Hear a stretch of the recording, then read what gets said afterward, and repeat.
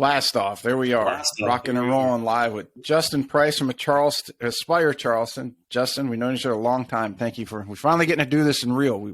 You helped me practice a little bit.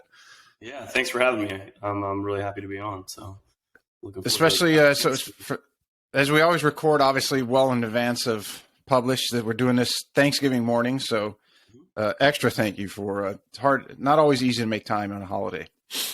No, and like you said, we got this technology now, so it makes it a lot easier. So. Yes, I'm on the road myself, which is why the different background for anybody that's wondering. I don't have my traditional hat on, so you got to deal with the shine in my dome. So I want to jump in because obviously a lot of things to do today, and I want to talk to you about a lot of different things. So I've always been very respectful, impressed, whatever good adjective you want to throw in there, of your background, because not only do you have the traditional medical background with your dad being extremities orthopedic surgeon, but you also went the holistic route. So let's just jump right into the ice bath, so to speak, right there. Yeah. For me, I was very fortunate. I grew up in, my dad's an orthopedic surgeon, so I grew up in a lot of exposure to that side of how we take care of injury, how you would address pain, and the Western approach, and what it's really super useful for, which it has a lot of value. And then I went on to school out in Colorado at Boulder and got a kinesiology degree, which is also usually called like an integrated phys degree. So that was a lot of our science-based information as a background.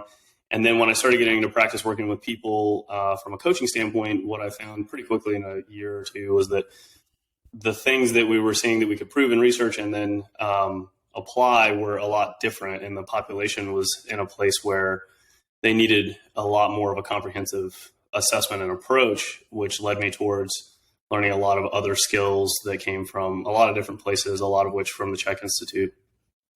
And then being able to apply that across a broad amount of general pop people, which is probably the missing link to me, is that we always end up applying stuff to the elite level athlete or somebody who is just, beyond the point of decondition to where they're already just a surgical candidate. So when you're in the middle, and there's a lot of us, we want to do a lot of things, there seems to be this gap where we need somebody to help guide us get to where we want to go.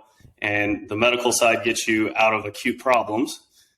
And then there's not really much more after healing up a little bit, 4 to 6 weeks, and you kind of get through your kind of obligatory physical therapy. And then you're like, well, what now?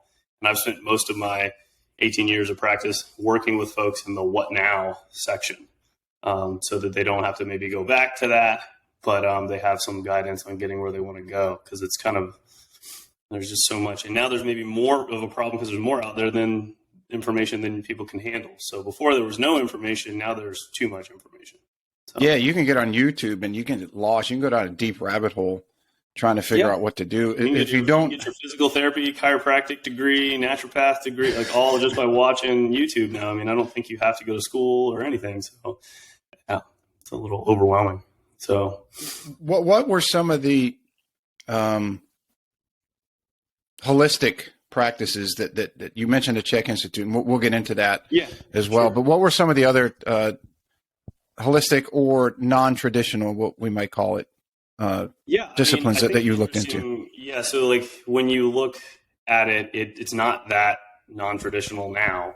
So 18, 15 years ago, the idea that we weren't a reductionist sort of pieces parts machine was new, but was old. And so when we looked at people's health status or looked at things that weren't directly related, that was considered holistic then. So if I asked somebody are you going through a divorce? How's your nutrition? How are you sleeping? How does that have that didn't have a very measurable impact 15 years ago on what you were told would affect you getting better. So just starting to look at people as a whole, assessing their lifestyle, bringing some awareness to that. And then pain, the way that we looked at what pain was more damage based. So oh man, you got a lot of damage here. That makes sense that you have a lot of pain. Well, what do we do with folks that have not a lot of damage anymore, but they still have a lot of pain?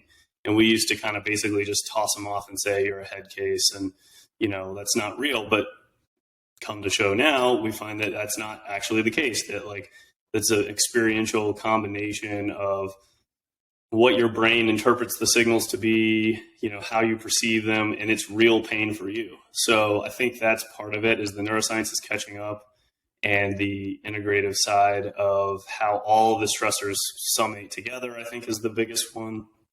So even the smallest things, like, not being able to having a deviated septum and not being able to breathe through your nose, can end up having somebody to have chronic plantar fasciitis. And you go, how is that possible? Well, you have to adjust the whole way through the kinetic chain to get more air through the airway. And then you're a runner and you go, man, I keep working on this Achilles. So things like that. So looking at the whole system instead of looking at the one part, I think, is the basis of that approach, that integrated approach, and then being open to any tool that works. So most of these things would be classified as like woo-woo things because they don't have like ways to necessarily directly prove them. But we know now that most of these things can be directly proved because the action was described maybe improperly. Like they were saying, this is how this works. And it wasn't really that way, but because so many things are actually changes happening at the nervous system, and we know that that's so important to our performance and our function, they're looking in the right place to prove why it was making people feel better. So even massage, where people were like, oh, we're breaking this up. And sometimes you are, but for the most part, the brain is changing.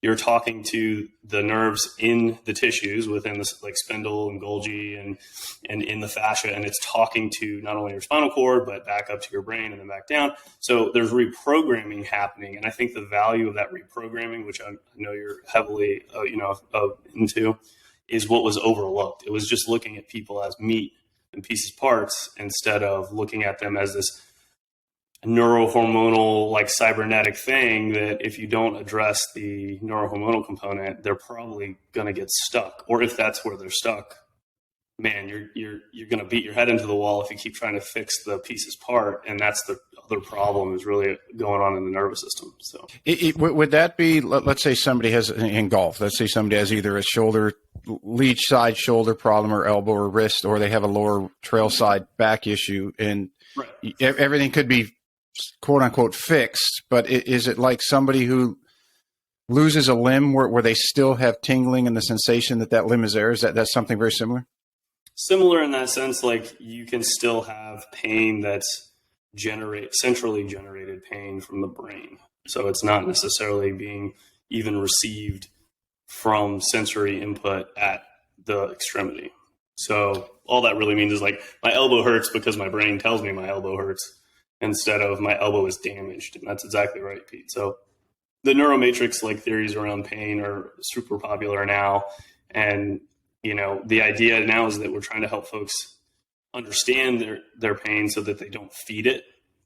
Because one of the biggest things we ran into, and I was doing this not with under the understanding of that, but indirectly. But if you can get folks if you can hear their story, like what's going on, tell me your whole history, and then you can help make some meaning of it, then they stop feeding basically quote unquote the seeds of pain, and they stop watering them and making them stronger all the time. So that's right. It's this interesting problem, and that's how they deal with phantom limb pain. Like they use like a mirror box where like you don't have your left hand, so you put your right hand over there and you can see your left hand, but it's really your right hand. And then your brain's like, oh, maybe I have a left hand. Maybe I don't have to have that thing burning.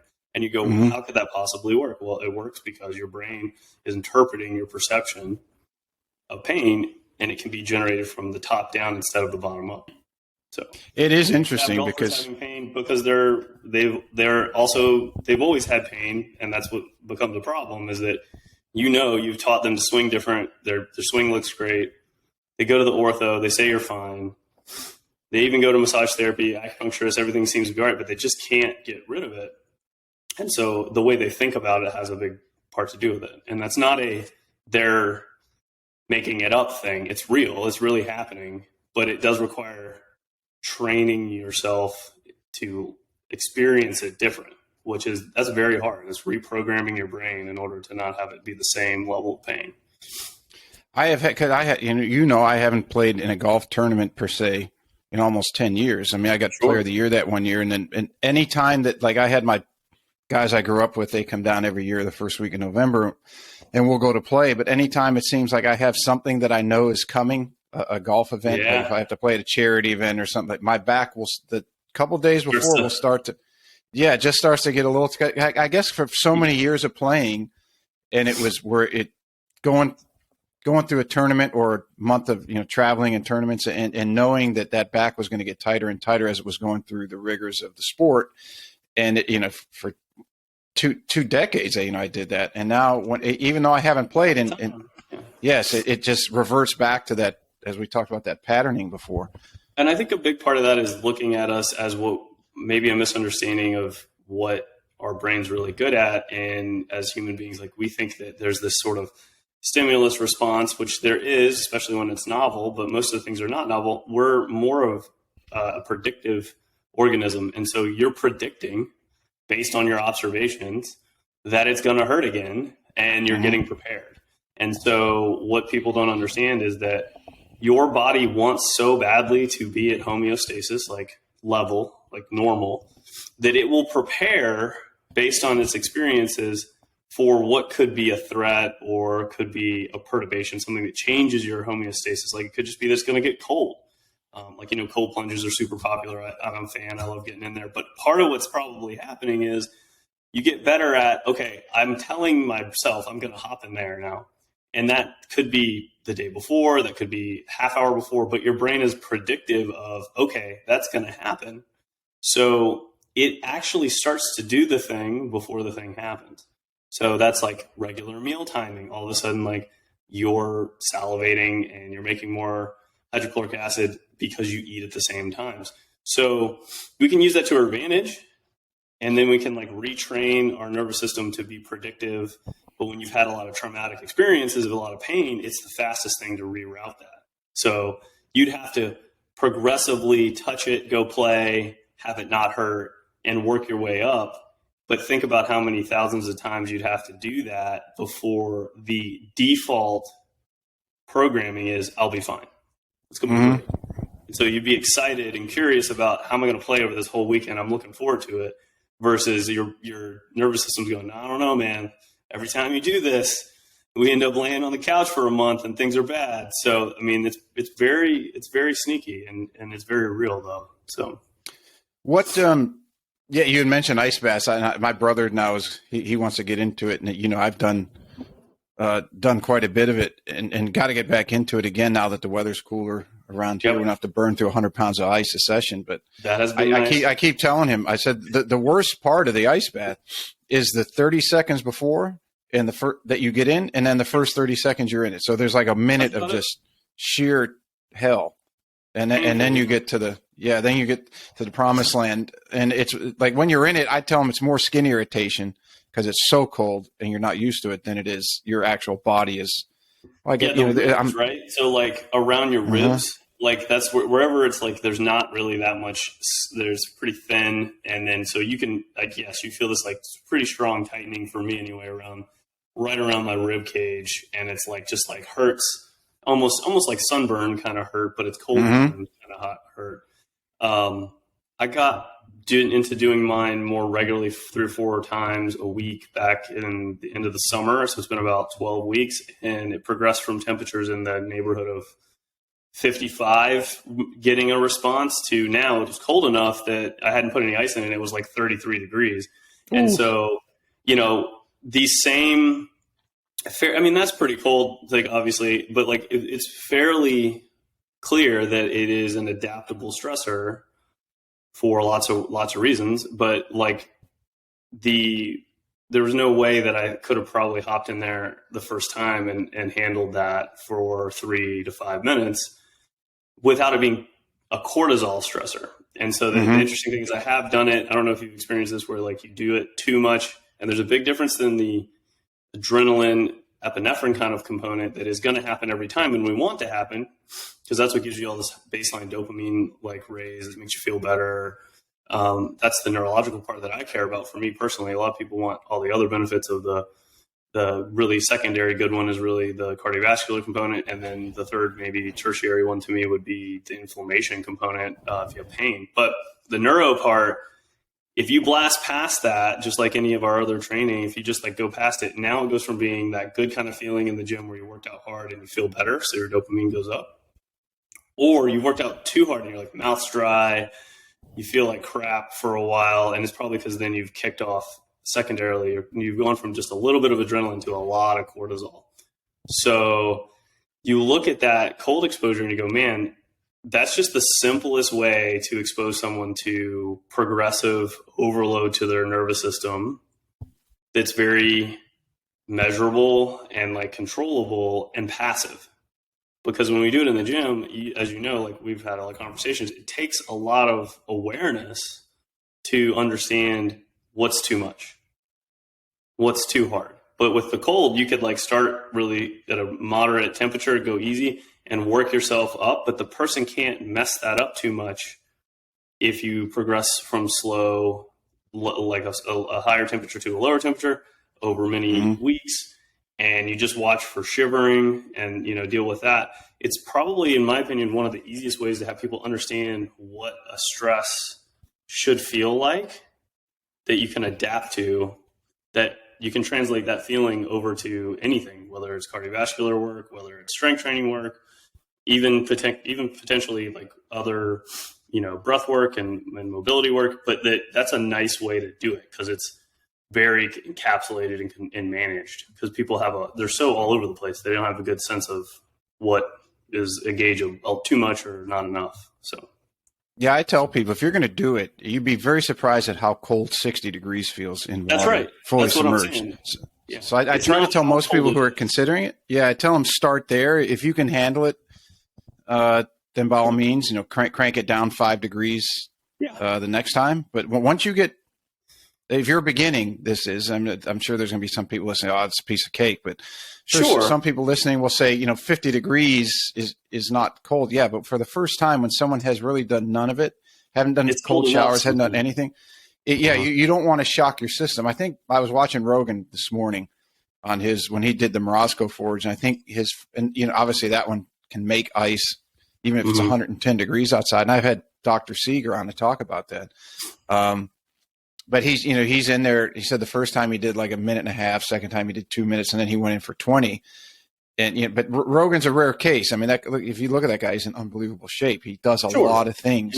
And so you take your average Joe, there's no way they're going to be able to do that. No. And why would you? This is the other thing, is that if all I want, what do you really want? And that comes back to one of the more important things that I struggle with educating folks on a regular basis is, it's okay. You might want to ask yourself the intent. Like, why am I doing that? Am I doing it because, like, the same thing happens in the gym? That's why I like what I was talking about with the cold plunge. You'll go in the gym and then, like, somebody's benching, you know, 315 pounds, and you're like, I need to do that. Well, why do you need to do that? Like, it's not that you might not want to be stronger, but why do you need to do that? So I think that the same thing with the cold. So you get, and you go, well, I did it for longer, I did it colder. It's just an ego thing of like wanting to feel better about yourself because you're doing it better than other people. But if you just did it off your body's response, you say, I want to actually personally feel better physiologically, then you go, well, shivering's enough. You know, I don't really need to, whatever temperature that is. I mean, I was shivering doing it at 50. Oh, popping up. And shivering doing it at 50 degrees, and it was the same shiver 12 weeks later at, say, you know, the 35 degree thing. So intent is key, and it's a little confounding now because all of this ends up being a personal response to whatever you're doing, just like golf. Like, this guy's doing that, I want to do that too. And you're like, well, do you want to hit a lower score? Like, or like, why, or what are you doing? Like, you just want to feel better when you play? Like, people just aren't asking enough questions most of the time that are deep questions. They're just quick, like, I got to do this. Well, most of that might be you just got exposed to what other people are doing. You're trying to, for a myriad of reasons, just follow the leader kind of thing. So the intent part is huge. I mean, I can't imagine what need most of us would have to be in any temperature below 50 degrees for 20 minutes. No, if your health and your wellness is like kind of the primary goal. Joe does that because, you know, he's kind of crazy and he's bored. You know, he's got more money than he knows what to do with. So it's like, if you're bored like that, you're like, what if I tried this? And that's great. Like, he's a curious, like, he's like, that's adrenaline seeking. That human being has a history of doing a lot of things like that, from, mixed martial arts, and stand-up comedy seems like a really tough thing to do, that it would be a lot of like thrill seeking, because you got to fight people from a microphone who are like, heckling you. So that seems like a really adrenaline junkie situation. So try not to model what other people are doing unless their intent like matches up with yours. Yeah, and if you listen to the people who talk on this in today's world, like, okay, Huberman talks a lot about ice baths, and he cites Rhonda Patrick's work. He cites Anna Soenberg's work. Ben Greenfield's obviously done a lot of it, and they're like, look, if you're gonna get it, the colder you go into the temperature, the colder the ice or the water is, then the less time you need in there. So if you're getting down to 35 degrees, 40 degrees, you only need to be in there about 1.5 minutes to 2 minutes. Right. If you're going to go in at 55, 60, you can stay in for 5 to 10. And what are we talking about is something that's hard to measure without putting like an arterial catheter in your in an artery, like in your radial artery or in your neck, is that you can't tell what your core temperature is quickly enough to use it as a gauge. But if we could, that's basically what we're saying. So if I get in a super cold liquid and my core temperature drops from 98.2 on a regular thermometer, if I could take it, what if I'm down to 96? Doesn't matter. It's like probably going to be more of a mechanism of how quickly and how low my core temperature gets, which you don't need to know that either. You just need to know, like, I start to shiver at this point, and how do I feel? And if I get like, there's different varying amounts of uncontrollable shiver, and then no shiver at all. And then, that would tell you, you're like, it doesn't matter what the water temp is. So instead of like, oh my God, I got to do 5 minutes, like you said, okay, well, I'm shivering and yeah, maybe if you're shivering in 15 seconds, maybe hang in there for another 15 seconds. But yeah, they went in a little too deep too soon. Yeah. But I mean, if you're shivering in a minute, like you said, and it's uncontrollable and you can't calm it down, you can't calm your breathing down, like you're probably going to want to get out. Right. I mean, like, so why do we care what that is? I'm getting the intended response if I care about boosting my ability to manage and handle stress and respond to it, so it's stressful enough. And the delta is huge. You see these guys going sauna to cold plunge, right? So like the delta makes a difference, the change between my core temp in that has this bigger cardiovascular effect, because like you're super vasodilated and like everything's pushed out to the extremities. And then you hop in, you go from like a 200-degree sauna to a 40-degree cold plunge. The delta is so big. And if you've done that, you'll feel the difference in that with the way like your heart beats. Like you can feel your cardiovascular system working way harder than if you start in, say, like just normal room temperature and hop in the cold. And the pain is different too, right? So like people are making that seem like that's worse. It's less painful. You want to experience the more painful cold plunge. You know what this is that you get up in the morning and you haven't had any coffee or anything and you're cold, and then get in there. And you'll be like, man, I am a sissy, because like I just hopped in here and it's like 50 degrees, like you said, and I am freezing, because it's how much it changes your core temperature. So who cares, right? Because it doesn't matter. All that matters is the response that you get, and then the adaptation you get to that. Yeah, because in the morning your body's trying to heat up. I mean, that's what wakes you up. That's why even cooler all night long. Exactly. So that's way more. If you want to talk about the mental like component of people going like, let's do a hard thing, you can progress that too. Like start out with like maybe doing a workout or being in the sauna before you get into fairly cool water, 55 degrees or something like that. And you can handle that better because you're warm, right? Mm-hmm. And then progress to doing maybe not working out and getting in the warmer 55 degree water, and then just keep staggering that until like probably the most painful thing is to wake up, be tired. It's early in the morning. It's cold. You haven't warmed up. You haven't drank anything warm. Drink some cold water and get in the cold plunge. And you'll really see like what your mettle is, like how willing you are to do something uncomfortable. Because I will say that I think that it looks sexy Instagram, but a lot of those things make it less uncomfortable psychologically to exercise in cold plunge and sauna and cold plunge. And they work, don't get me wrong, they're great for the blood flow, but they aren't mentally more challenging, even though they look more hardcore, right? Yeah, for me, it's the hardest thing to do to get into something cold first thing in the morning. It's horrible. It's the worst. Miserable. I think I took maybe a couple months before I even did that, because I'd much rather get up and take a hot shower, have some hot beverage like coffee or tea or something like that, and then brave it, because you get some thyroid function going, you get your core temperature up, and then you're like, oh, okay, I'm ready. But just going when you're not ready, it's like, a whole different animal. And remember, some people that's how they feel all the time. If they have hypothyroid or they've had other health challenges, that's the people that you look at and you're like, come on, you can do better than that. And they're like, no, you don't understand. Like, I'm that cold in the middle of the day. So for them, they're like, that's the people, who are like, oh my God, I got to live in Florida. I need it warm. Like, a lot of those people, if you talk up to them enough, they find out they have some other health challenges, that their general body temperature is lower. So where did that put you for prescription? You can't just say, oh, you and I, like, we like 45 degrees. And that other person's like, oh man, I can't be in that. And you're like, yeah, maybe you can. You don't need to be in that. That's why I think the Huberman recommendation was, and he's talked enough about this, was get into a temperature that you can, it's very uncomfortable, but you can force yourself to stay in there. You can be there. That's the most important. Just get in, start wherever you need to. It's interesting because I hadn't seen him talk about that, but I would just done my own kind of experiments on how my body felt. And the cumulative amount of, I think it was like 12 minutes of total cold exposure a week was in one of the studies. That's it. And it was interesting because that kind of lined up. I mean, I think I'm getting more like 15 to 20 minutes, but it was about that threshold that once I was reaching around 15 minutes of total for the week, I wasn't like feeling like more was better. Mm-hmm.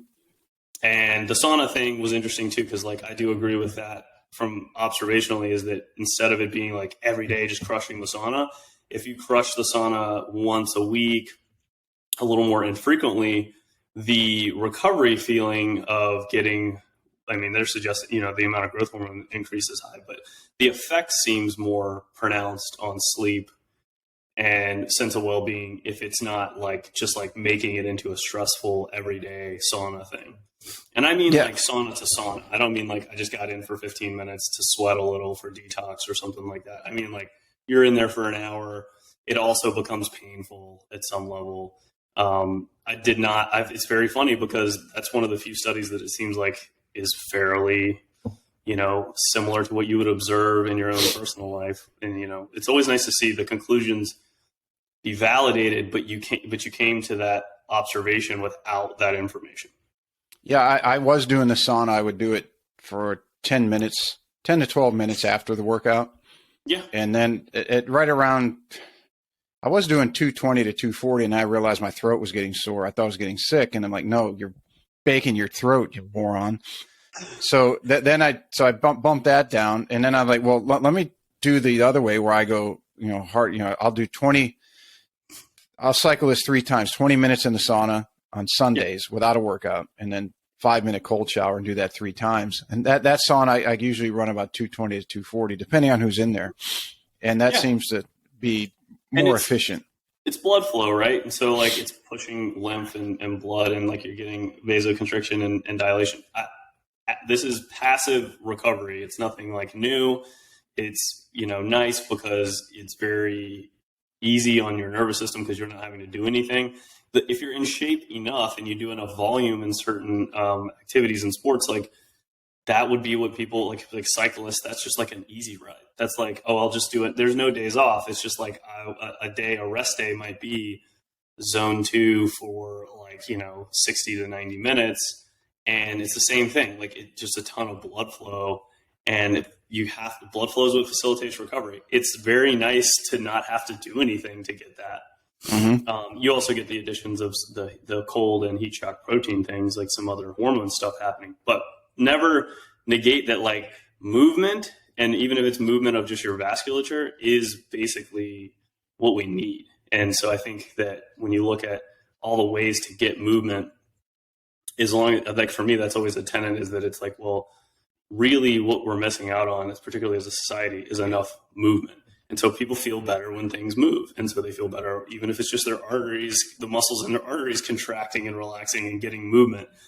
they feel better. And, you can still do that the old fashioned way if you want to. Don't feel like you need a sauna and a cold plunge to get blood flow. You can go walk, you can go ride, you can go do some stuff and move around. It's just sometimes that, because I think that's important to mention, because so many people feel so much better doing these things because they probably just weren't moving enough to begin with. Yeah, and for anyone out there, usually the younger guys, the 20s, late teens, 20-something guys, if you think that you're going to just, I listened to the show and they said, don't get in under, let's say 35. If you think you're going to jump into water that's 20 degrees, please don't. Please don't. And please don't do that by yourself. You're probably going to shit yourself. Well, and hypothermia and your nerves, I don't care how badass you think you are. At some point, you're cold enough that your nerves just do not send signals to your muscles and you will not be able to move. Because that's also happens when people are really cold adapted. They get comfortable being super uncomfortable. And then just the neurological shutdown of the nerves not being able to conduct anymore because they're so cold is what ends up putting you at risk for drowning or some sort of, heart attack. Damn, the heart shuts off. You can have that. But more likely is that you can't get out of a cold lake, or, God forbid, you cut a hole in a lake and drop in somewhere in there. And, that's cool to watch, but it doesn't matter how tough you are. Like you said, it becomes silly. It's the equivalent of saying, I can hold my breath for 10 minutes, and it's well, we can help you with that. We can duct tape your nose and your mouth shut, but you got to the 10 minutes, but you're dead. So it's the silliness like that. Yeah, you're right. I don't really know. The young guys, they don't even need the adrenaline, right? They're good. They got plenty of goosed up, juice to go. They're not even they don't even know what that feels like. They're I just want to do it. And then, for them, they probably need something else from a recovery standpoint that's going to bring them down a little bit better, which they're not going to want to do yet because it would be really boring to them, to do something where they either did some sort of breathing work or meditation to balance it out. But that would seem that's some crazy, lazy old man stuff, and we don't want to do that. So they just burn out that stuff, man. And so then when you need it, you get to be more along our age group, and then you go, this feels normal now. Doing it, you feel normal. So actually that's what helps. you're looking for. Yeah, normalization, not more. Can't be better than optimal. No, as I look at follow a lot of people in the training world online, social media, and knowing you long enough, it seems to be that there's this. There's obviously what appears to be new stuff and new research and all this shit, but it also goes back to where it's that was verified, or that's what people were doing.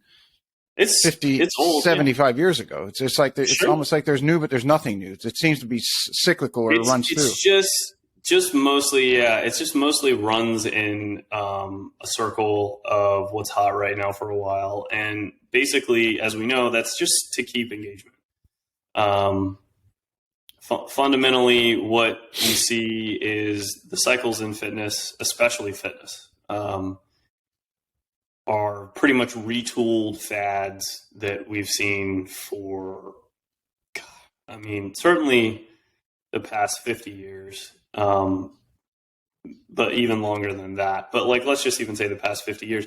They don't last longer than maybe 5 years, and then they flip over again, and they kind of just follow the pendulum, but it's just old is new again. It's mostly just a sales thing.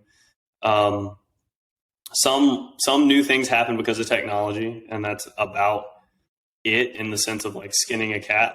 External resistance is external resistance, right? So progressively stressing a tissue is not going to be different, the you as a human being, and the fact that you're going to have to adapt to some sort of outside stress isn't going to change. So there's no magic, but it's all magic. That's the cool part. So I think the frustration maybe for folks is that they pick something, they go with it, and then it stops working. Well, it just gave it too much value to begin with. It comes back to when people ask questions what should I do? And then you generally have to ask them a lot more questions. Mm-hmm. You know, ask so better questions, get better answers. What's wrong with can you just fix my grip? Like, that'll fix everything, right? And you're like, I have to ask you more questions, you know, and I'll get the same thing. We'll be like, well, and then probably the most common space that it starts to be outside of scope sometimes is really when it comes to like food, as we see, because there's a lot of answers that could work for a lot of different people. And people will ask things like, well, just tell me what I should eat. And I'm like, I don't really think, first of all, I can't really do that. Second of all, it really depends. And most of the time people don't even know what they're doing. So fitness knows that. So fitness, the things that we're seeing as fads, know that people aren't actually doing anything for the most part consistently enough that they have any basis to compare.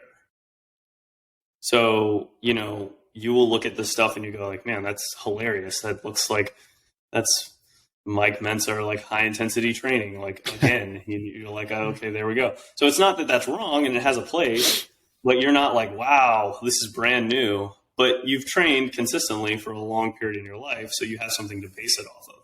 But fitness knows that if we look, I don't remember what the current, I mean, they've always been pretty atrocious, but the current statistics are of people that actually consistently exercise 2 or 3 times a week, 50 weeks out of 52 weeks a year is pretty staggeringly low. I think it was below like 10% or something like that. But then if you think about that, everyone's a brand new person. You know, you're just trying to capture folks. So, I mean, what do you have an example that you want to talk about? Because, I mean, I see it with particularly training styles a lot. Well, I know Paul CHEK had a post on it, a short video, I believe. You know, in the 80s, it was the aerobics craze. And then, as you said, these things go through these cyclical, usually marketing-driven fads. And it's like, okay, I see that. But then, like on Instagram, you got guys like Flexible. He's a big squat guy. He's like, you know, do squats all the time. And what the hell is the other group that he has? But these guys are doing a lot of these old Bulgarian type lifts, and it's like, that's what a lot of people shouldn't be doing it. But are they doing some like working up to maximum like every day kind of thing? Well, I think that they are, and I mean, like for example, they're doing range of motion, so you know you should have huge flexibility. And I'm not knocking these guys. I'm just saying that this is an example of guys who are doing some stuff that's been around for quite some time. They might adjust it, but then you've got all these other people. Oh no, that's bad. You know, they sit there and they argue. It's just so like the range of motion one's a fun one, right? So you've got like guys that are like, hey, range of motion is the only thing. If you don't bottom out the joint, you are not doing it, right? And then you have on the other side of it, there's some guys like that. They're like only 90-degree angle because we get maximum muscle tension at this, like, you know, the lever is peak tension. So those are great examples of like absolutes almost never are the absolute. The only absolute is it depends. The only absolute is it depends because it depends on you and what you're doing. And if we go back to like this thing is usually that people don't have an intent on why they're doing what they're doing. So if you default that and you say, I just want to be in shape, you probably don't want to be the best at anything. You know, if you could think of like speed, power, strength, flexibility, stability, endurance, like you want to be like 7, 8 out of 10 on as many things as you can. You don't want to be a 9 on one or a 10 on one and a 2 on another. So all of these things are trying to be 10s at something. And that's once again a requirement to be seen, right? So you have to push the narrative of this is super special and super specialized. Like, well, because otherwise, why would you? It's not very sexy to sell. I'm pretty awesome at most things, but I'm not the best at anything. I'm a jack of all trades. And we're like, oh, that's bad. You're like, is it though? Because I'm pretty useful in almost all situations. And you might have a glaring blind spot where like all of a sudden, like you're like, I can't throw a backpack on and walk for like 4 miles, but I can squat 400 pounds ass to grass. And that's great. But now you didn't even look at what your needs were. So those fads are it's tough. I mean, you think about now, everybody's got a voice, so it's gotten only worse. Yeah, the flood of information for the layman out there who doesn't have any understanding. You're fighting for people to see you. And so, I mean, all I can say is it's very obvious that people are just looking for traction and trying to be seen. And the other way to look at it, I think, is pretty nice, is that if we're talking about this and we have access to there's access to almost everyone via social media and via the internet, then there's some percentage of people, even though it might be small, that go, oh yeah, I see value in a more balanced approach to my training, to golf, to my life. And that's great. And so we just speak to those people and not worry about trying to do something flashy to get the most people, because there's enough. The cone is so wide now. Before, it's like a used car salesman kind of thing. You're out there, people are dancing on the side of the street with like the sign spinning it, trying to get people to come in the door. Now, so what? Like, what if you reach a few thousand people out of billions of people? You're still helping thousands of people. Yeah, I think. Whereas in our local communities, you may not be able to do that. You might only find 10 people that are into what you're saying. So I still think, for all its damage that it causes with misinformation, it still allows the freedom of information, which is so key. Yeah, the article 1,000 True Fans is very eye-opening. I recommend that to anybody who's sitting there trying to get 1 million followers on social media. Check if you have 1,000 people who follow you and will watch all your videos, will read all your articles. That's all you need. If you put a paper or book out there, they're going to get it right away. That's all you need, and you can do very, very well. And then what a wonderful thing! You don't have to change who you are, your intent of how you're trying to. Because I do this because I like helping people and teaching and coaching, and I would hate to like bait and switch somebody into something just to get their attention, because like I want to build relationships with people instead of transactionally get something for them, from a shiny little object kind of deal. So it's just a different intent. So you're right. I mean, I think mostly what I hear you saying is that don't worry about how many followers you have, worry about the quality of the followers. Yep. Yeah.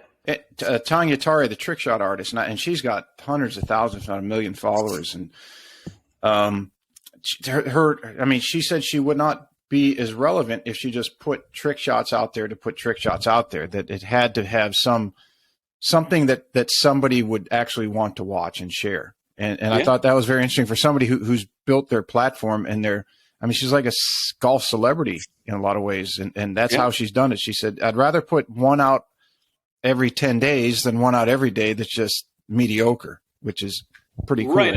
And that comes back to like authenticity and like just doing, why are you doing what you're doing? And I think people, whether they realize it or not, are very much more sensitive to that than they used to be, because there's so much exposure that people passively see through that quickly now. So like, there's no reason to put anything out there that you don't feel like is authentic to you, because people immediately swipe past that and go to the next thing. Like, you have to work pretty hard to brainwash people, and it worked for any period of time. Like, obviously people try to do that, and you see that on the internet, but people are pretty quick to be like, feels pretty disingenuous. Like, and they might not even think that, they just move on.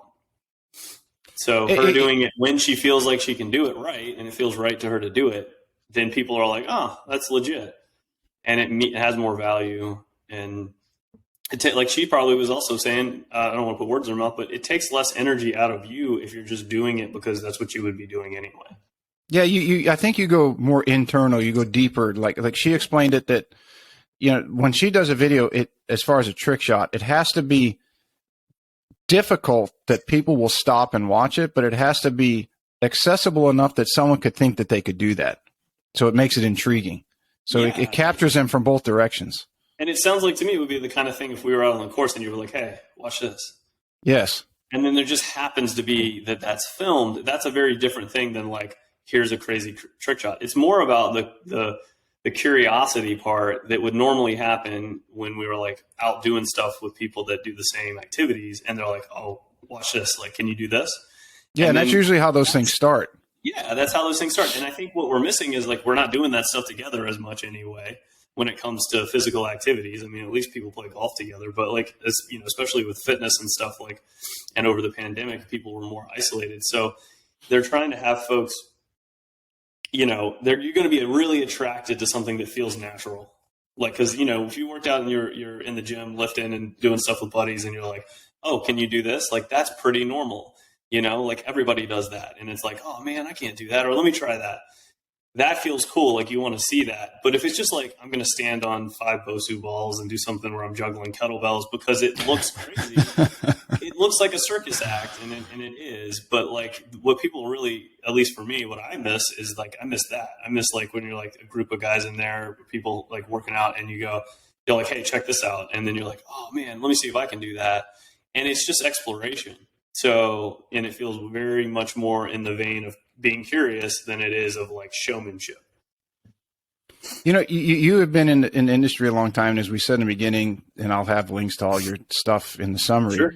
You have educational background in both traditional and holistic, and you also have 18, almost 2 decades of definitely over 2 decades of lifting with myself, but 18 years of working with clients. So, we'll call it clinical application, I guess we call it, or real world application. And one thing I see in the golf industry is a lot of people will go to a lot of different classes, and they will learn a lot. That there's no doubt about it, that information is very good. But the application, because I think Peter Attia talks a lot about studies in the medical field and the inaccuracy or the misinterpretation of those. And I would have to assume that goes across the spectrum for any field, that people who look at those studies can say, well, did you do this, and they might be inaccurate because whoever they're funded by, and I'm sure there's a litany of reasons people out there on social media can chime in or fill in the blank. But what I see in golf and in my little bit of my hobby, so to speak, of interest in the fitness world, is that seems to be somewhat of not an issue, but goes on within that industry as well, where they take the scientific data and they say, well, this is what all the science says, and this is science that maybe nobody else has. And this should work, but it might not necessarily reap the rewards that it's purported to. So what do you feel about that whole scenario? I'm hearing you say is similar to what we were talking about. So it's this thing where it is looking for the secret, like, yes. And so it's like, it feels like to me a very normal thing that, when like not unsure and in the is this all there is phase of whatever level of mastery we're in on the curve of learning in a certain subject area, it feels safe to latch on to like, this is the answer, because it's not complicated and it makes it simple. And then it's easy to then say, well, if I found that and that makes me feel better, because it's the new research, and if you just do this, it's going to fix all our problems. And then I can convince you to do it. The more people I can convince to do that, it validates my position that it's the answer. And I think it's just mostly that, because there's a lack of support.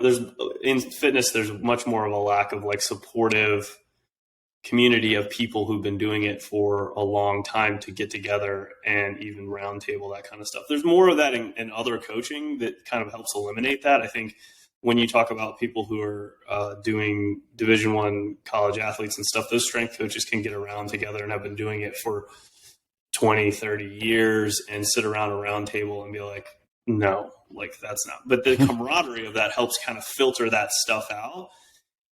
Whereas between the combination of there being a lot of people that are only in the industry for 1 to 3 years, really, and then the few that are in it for, over 15 years, and then their ability to get together creates a situation where you're just adrift. And so you see folks that are really smart, really capable, go out there and like look for something that they can like latch onto that goes, okay, this makes us feel like I've got it figured out again.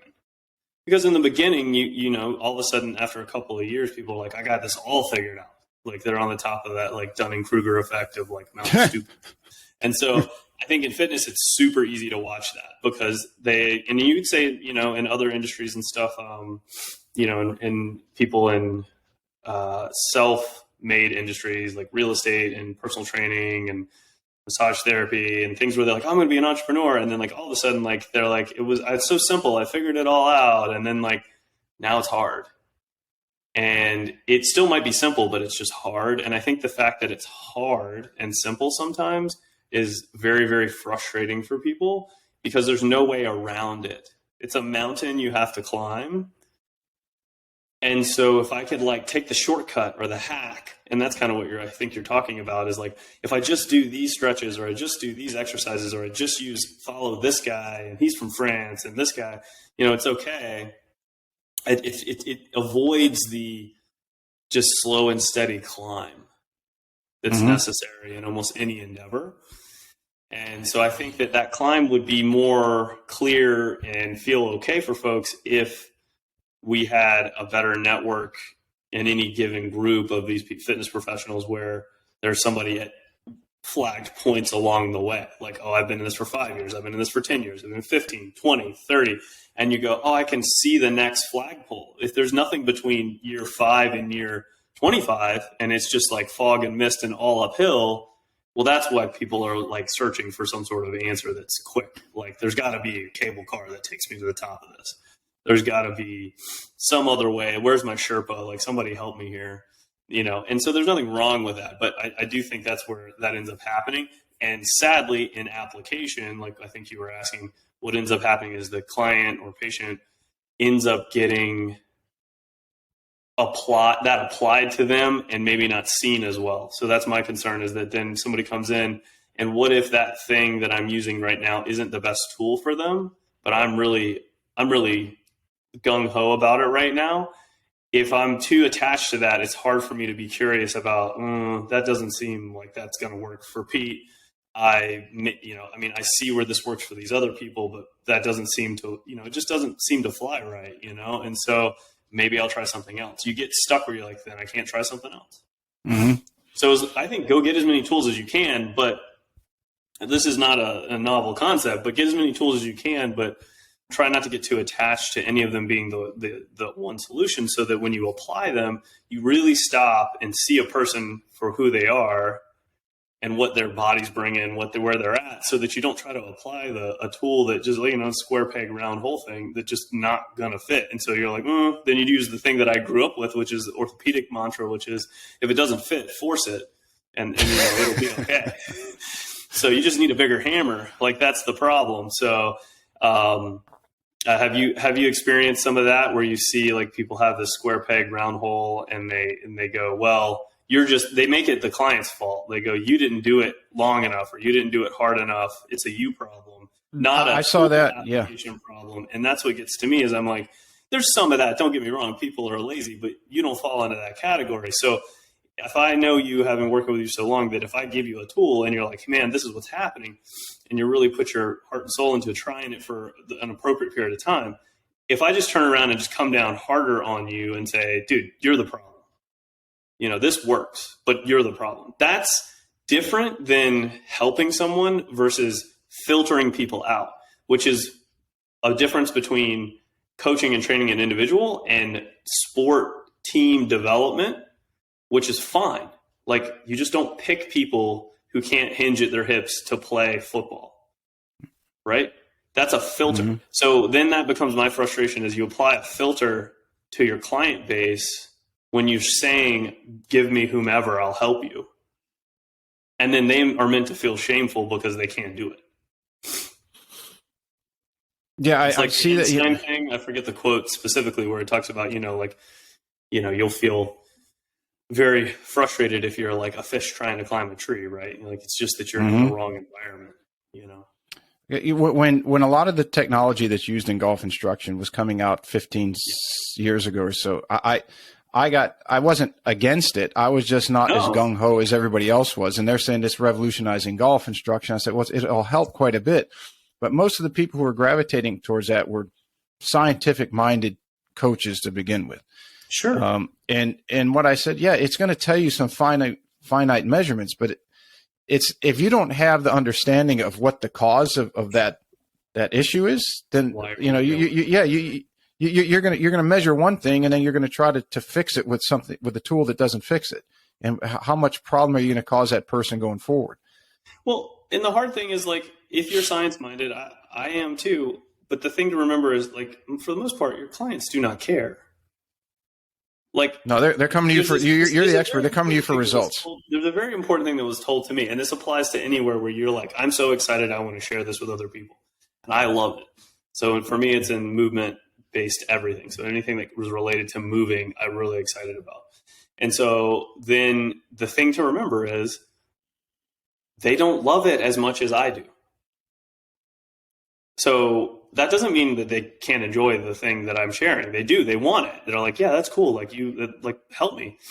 But all that cool tech of like all this very discrete measurement and interesting, like all this little stuff, that's for me. And as long as I own up to that, and that sounds like what you're saying with these courses, is like, that's for me. And like, I still have to take my value is to take that. And then you don't care why. I just want to give you the what and the how.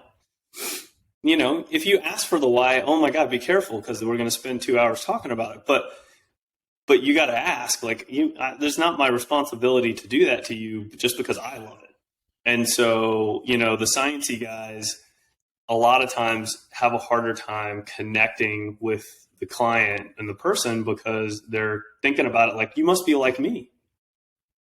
And that just comes down to like personality types being different and people having different motivations. Like if they were like you, they wouldn't need you. Mm-hmm. Right? Now we're similar, but we're in different sides of it. So it works out well. And that's where like people really have a good time, is that you're like, oh, yours is in this golf, mine's in this fitness. They're different, but we think about them similarly. So that's super fun because like your general type is overlaps in a positive way. So we're like, yeah, that's great. These other people are crazy. So you agree. But in reality, most people are coming to you or to me for help because they don't do that. They're not you. And that's okay. That's actually wonderful. Like, that's a great thing. You're like, hey, I can help you because I'm happy to spend all the time learning this stuff and doing it. As long as I don't then expect you to love it at the same level I do, but what you love is the result, and you love feeling better and hitting the ball better and getting lower scores and not being in pain. You just got to stay on that and not get too far away from that. Yeah, I think the mistake a lot of young coaches in both fields that we're in make is that they learn what they learn in school, training. Maybe they're spending time in a gym or clinic as an apprentice, and then they go out and they might take some classes and they learn from fill in the blank top tier guy, right? And then they're like, wow, this is groundbreaking. And then they go back and they apply it, and maybe it works to 3 out of 10 people. And as you're saying, the people don't care. It's so long as they're improving and growing and you're providing that fertilizer, so to speak, then they really don't give a shit on the like the tip of the iceberg. They don't care about the 90% of the iceberg that's under the water. They just want to know they want you to tell them, here's what you need to do. Your bench press will go up 10%. Your proximity to the hole will shrink 5-10%. You know, you're going to hit it closer. All these good things. And where I generally would rather stretch people is not on making, you know, any kind of inroad on them loving the thing I love, but I would rather, if I'm going to have to stretch them and help them grow as a person, it's going to be on their agency and their autonomy. So there's only a finite amount of capacity for folks to make change anyway at any given time. All of us know that. Like if we could all of us know things we could do better, but we're not doing them right now. It's not because we don't know about them, right? Like you could probably list off, and I know I can, like several things that, man, if I could just do that better, I'd be more effective or happier or whatever. So I don't want to like spend a lot of energy trying to convince you to love what I do at the same level as I do, when I would rather share some of that, save some of that energy to help convince you that it's worthwhile to pay closer attention to yourself and what you're doing, because that agency makes it easier for me to coach you the things of what and how to do them. Mm-hmm. So not everyone's coming in with the same amount of that. And so it's just the excitement to help people. It's just where you're placing it, right? So if I can place it it's hard, and that's actually the thing that I think is probably missing more of the time in fitness. I don't know about in golf. It may not be as bad because like it's so direct feedback when you hit the ball that it was you, you know? So, but in fitness, there's this there's a tendency to try to take ownership away from people and fix it. There's this like codependent transactional mindset. So that's there and entrenched already between like what advertised to people that think they try to tell people that it's complicated, but then it makes it easy or whatever. So I don't want to spend time trying to convince you to want to like read papers and learn about all these little nitty gritty details. If I'm going to have to take up some bandwidth from you, I choose to do it in a way that maybe helps you think I can do more of this myself. Like I'm a smart enough human being. I'm capable enough that if this person teaches me, so you actually end up educating people instead of basically hand-holding them forever.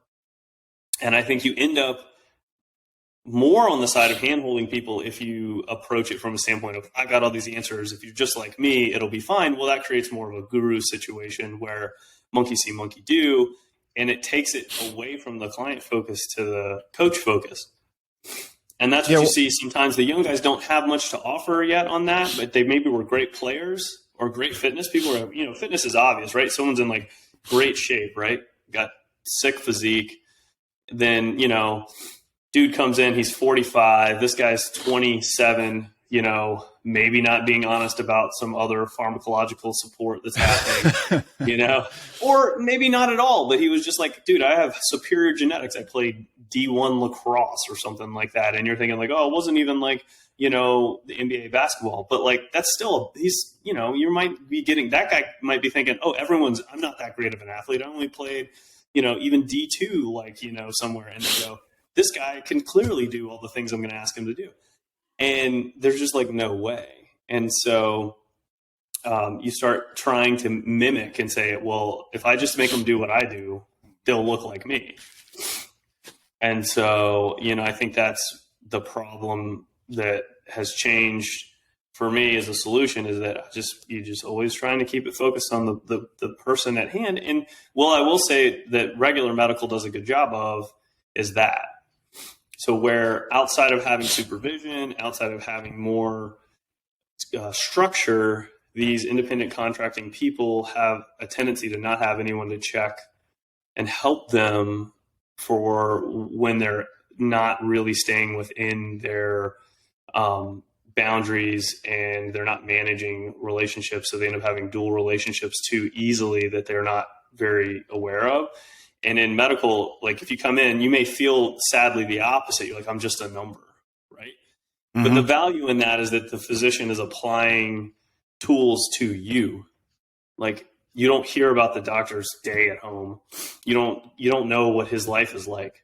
You don't know him hardly at all. So that like professional boundary is maybe extreme, but it does make it about the patient.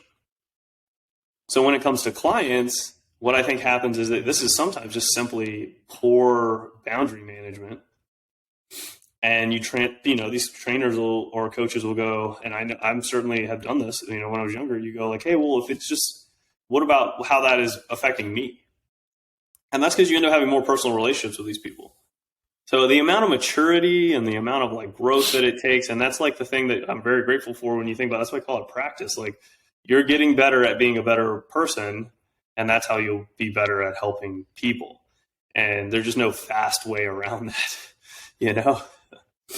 with all the, because I've had on some of the research guys who are the top research doctors in golf, and some of the ambassadors, so to speak, who use their products. And at the highest levels, we have had this conversation to say, and all the technology that's been developed, in particular in the last, let's say, 15 years, because golf has been a huge beneficiary of the dismantling, so to speak, of NASA going back 20 some years ago with golf equipment and with ability to measure and coaching and all these different things. We can measure force plates, we can measure Doppler radar with all those things, measures angle of attack, club path, club face, ball spin, all those fun things. And they're like, these are great tools to have, but if you don't know how to apply it, and what I said we're finding out is basically what we knew going in is that everybody's different. You can't coach a system, so to speak. Yeah. And you start looking through a pinhole.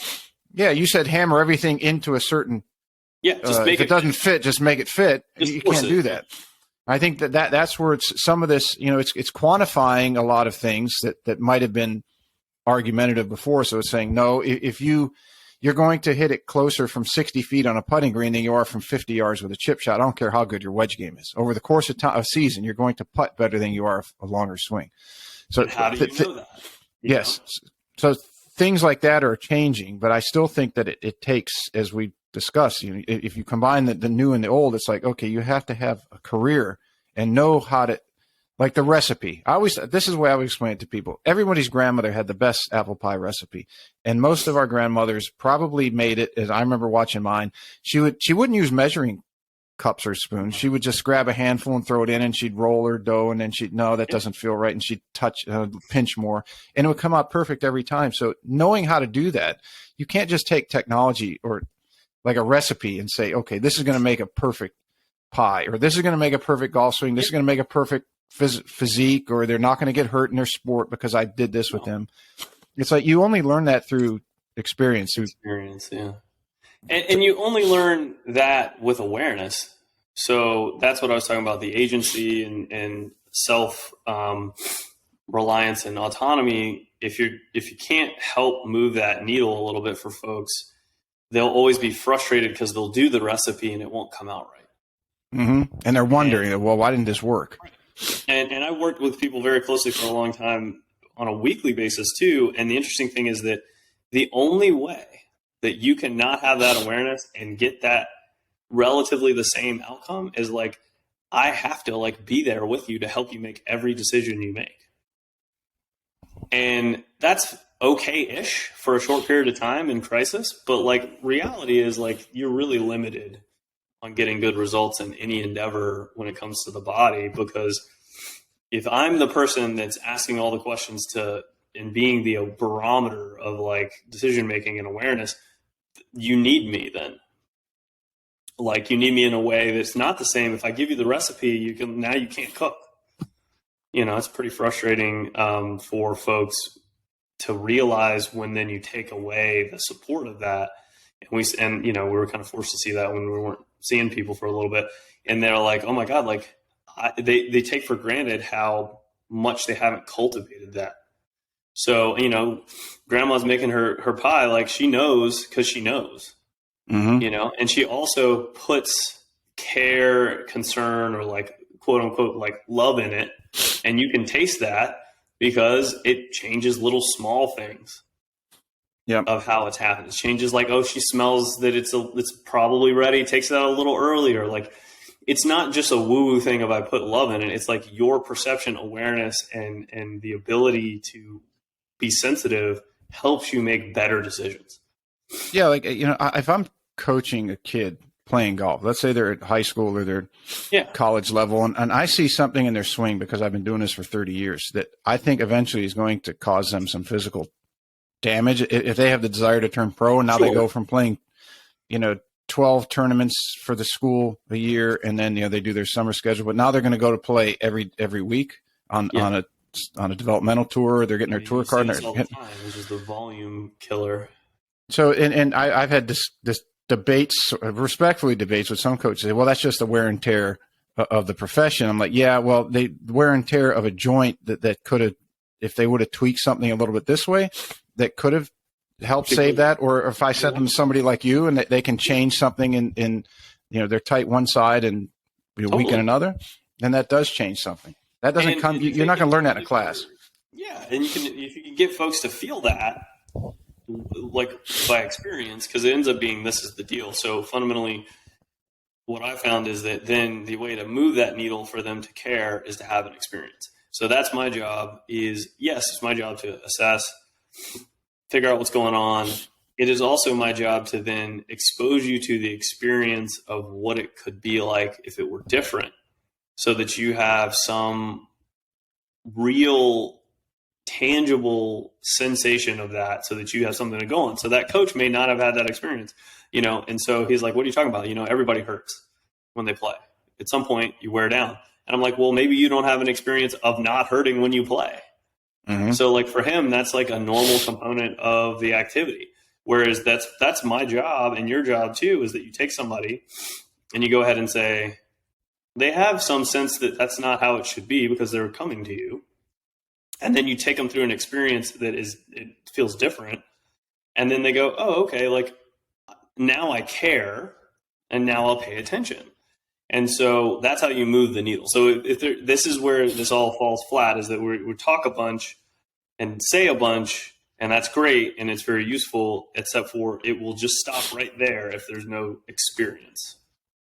So, and that's what you said about wisdom of application too. So it all comes back to experience like I've had that I'm sharing. And then as a coach, the best thing I can possibly do to help you grow that is to give you an experience, right?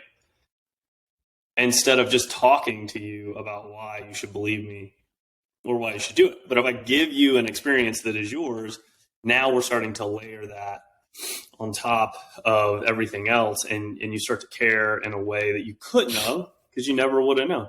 And this sounds like a lot of esoteric stuff, but when you think about it, that makes perfect sense. Like you didn't know things in your life until you've done them. Mm-hmm. You know, you've never driven a car before. You drive a car. You're like, holy crap, there's a lot going on. Did I even turn this turn signal on? And now you can do it without effortlessly, right? You can drive stick shift, you know, drink a cup of coffee, talk on the phone, change lanes at 90 miles an hour, and it's all good. But all that stuff, the first time it happened, had to be an experience that was pretty profound. And we forget if we've had all those experiences and then you just hand someone a Ferrari and you're like, just go. It's no big deal. What's the problem? And I'm like, whoa, this is a lot. I trust you. And then they just crash the car, you know? Do you see in the fitness profession, because I do see this in golf, and I've had enough of some very top level coach, like top in the world, and I've talked to them, and I've had the researchers on, and I've been around guys that are club fitting, and they're the best that there are, and all of them have said almost the identical thing, in that technology is a great thing, but they don't use it exclusively. What they'll do is they'll use their knowledge, and then they'll get the person to where they want them to, and then they'll use the technology to check it. And the higher the level caliber, not caliber, but the higher the level the individual is. So if it's in golf or if it's fitness, then they can use the technology to measure minute changes that they need at that level.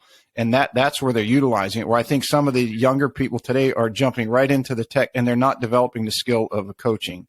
I would agree. Yeah. Yeah. You see that too. And I would agree with that. I think that I mostly personally use technology to run my own experiments on protocols and have something to go off of.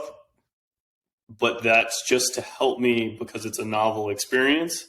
So if I'm measuring, you know, something as simple as like heart rate or HRV or something like that, maybe I can't watch myself sleep all night or whatever, you know, but I'm not going to want to attach to that. What I'm trying to learn is how to not use the technology.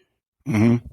And so I think that's specific to me. And then the other thing, and so then I try to apply that. Then the thing is you try to then take that and apply it to a client, and you go, okay, well, why would we do this? And they go, well, you don't have very good sensitivity to be able to feel that let's say just like recovery, that you're good to go. And you say, how do you feel? And they're like, yeah, I feel great. Like, okay, you don't know, because I can see that you don't know, but I use the technology to help them have an experience.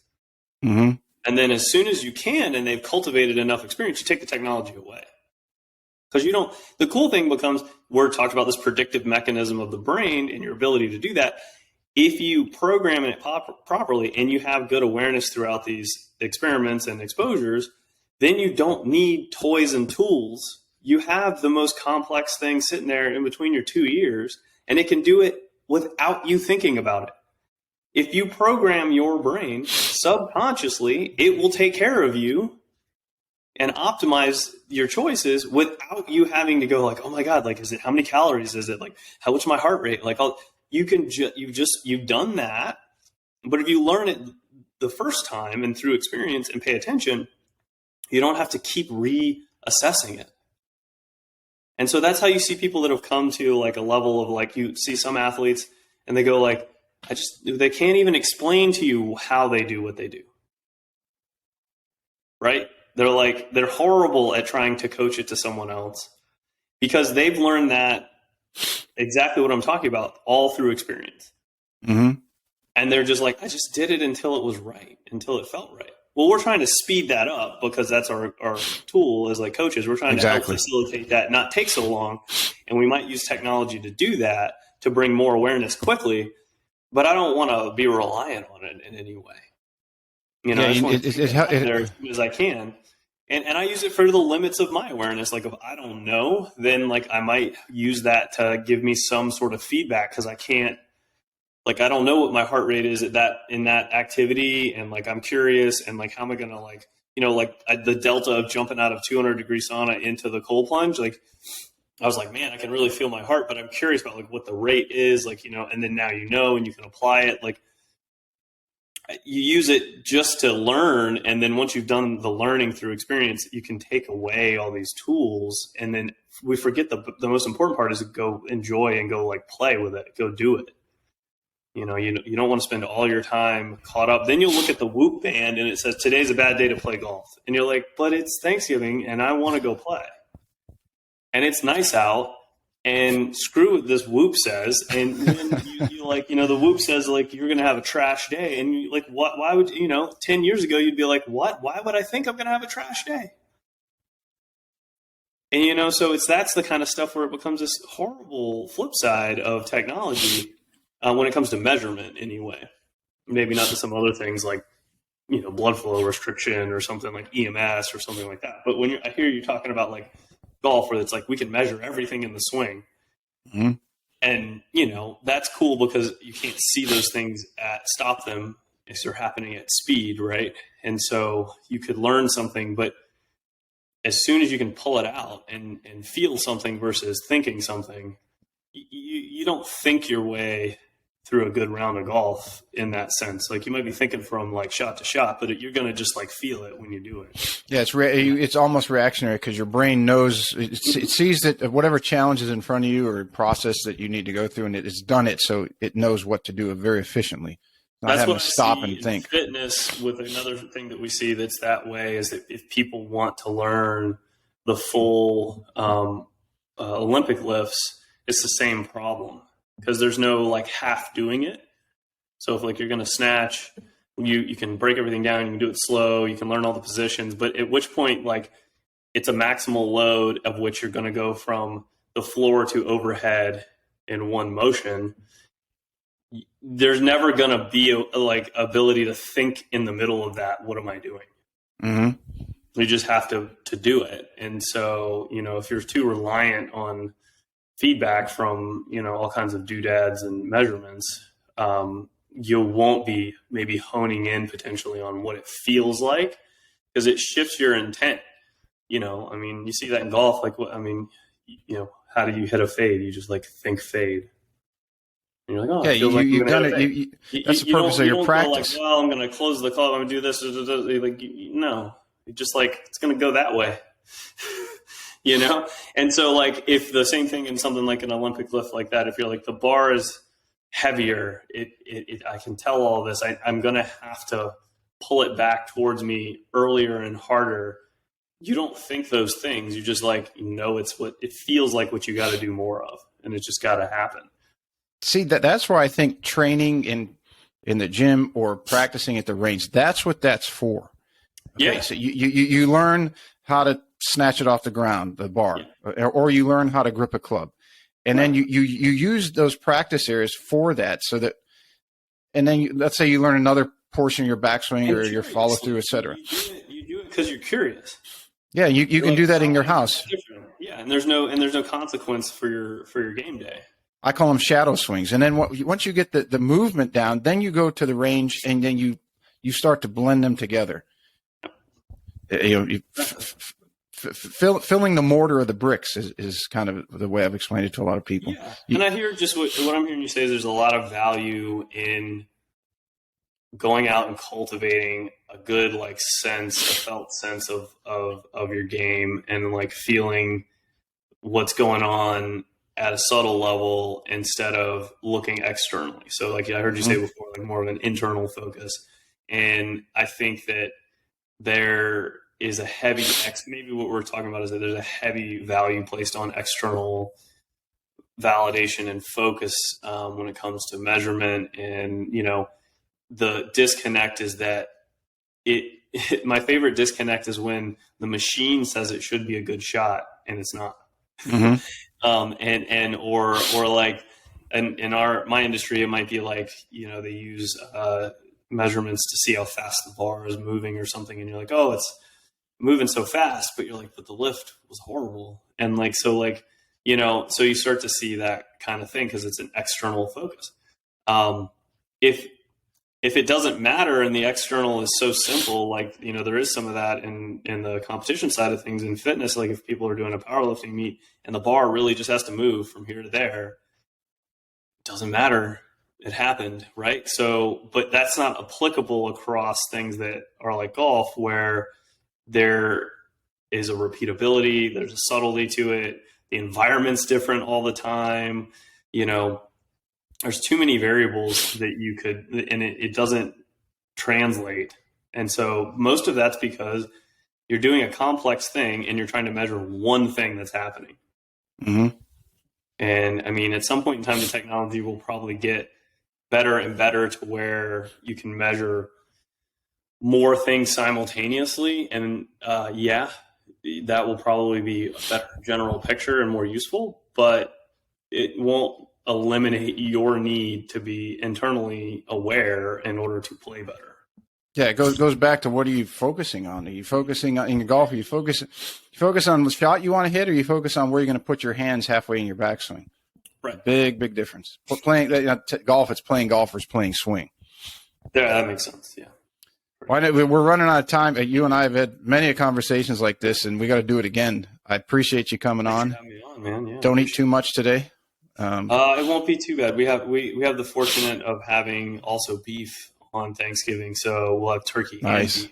So I can't make any promises on the animal protein side, but it won't be too bad. It won't be too bad probably on the sweet side of thing. I think we've got maybe like a homemade cranberry pie situation. So like a cranberry version of like a key lime pie. So that's pretty good. Mm-hmm. But that only one dessert sort of option, which is good. Yeah, that's what we did. In fact, when Eileen's sister asked about making their classic 100-year-old recipe pound cake last night, I couldn't believe the words came out of my mouth. I said, no, that's okay. I'll be good with the pecan pie this year. I said, is this actually me saying this? I must have. Yes, man. I mean, that's but the sugar coma starts to just be so painful. Yes. I know you've struggled with that. I feel fortunate. I did have another Thanksgiving dinner earlier this week where we had some, I would say, I don't want to say lower quality, but like, catered stuff. And it was like obvious you eat a big old plate of that, and just like between the way the mashed potatoes were and all that stuff, I was like, man, my blood sugar never goes this high. And I'm just like, it's just hilarious, but you can handle it if it's pretty infrequent, but. Mm-hmm. Awesome. Yeah, I appreciate it, Justin. I'll be in touch soon. We'll get together and have some bourbon. Let's do it. All right, man. Have a good holiday.